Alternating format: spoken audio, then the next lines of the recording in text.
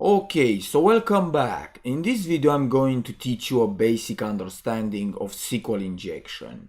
SQL is short for Structured Query Language, and it's a language used for database management. In short, SQL tells databases what to do. So before we start, you should know what SQL injection and databases are. SQL injection is one of the most common web hacking techniques used for accessing the database of the website.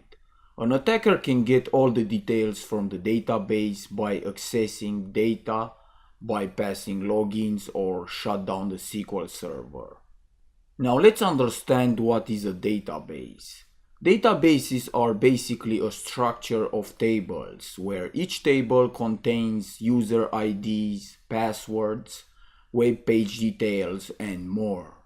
So I will switch to my computer and show you how a database looks like by going to 127.0.0.1/php Myadmin. I forgot to mention that XAMPP also comes with php Myadmin, which is a database management tool. And on the left you can see some databases. For example, I'm going to select NoASP database. But please remember, I'm not hacking anything in this tutorial. This is just to give you a basic understanding to see how database works behind the scene. As you can see here, you have all the tables. To select a table, just click the one you want to retrieve information. In my case, I'm going to select accounts. And you can see the username and the password for all the accounts on the database. You can edit, change the rights, or delete a specific account. Now let's learn some basic queries for SQL. So go ahead and click SQL up here. And let's retrieve data from the table using select statement. So type select asterisk from, which means everything from the table, and the table name. And the way you end a SQL query is by putting a semicolon. And let's go ahead and execute the query by pressing Ctrl plus Enter. And you can see all the data from the table.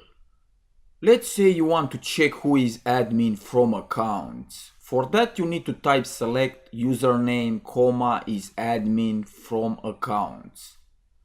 And the usernames with true have admin rights. Another important SQL query is where statement.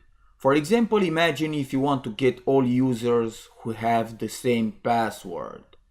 You can use the where statement by typing select username, password from accounts, where password equal password.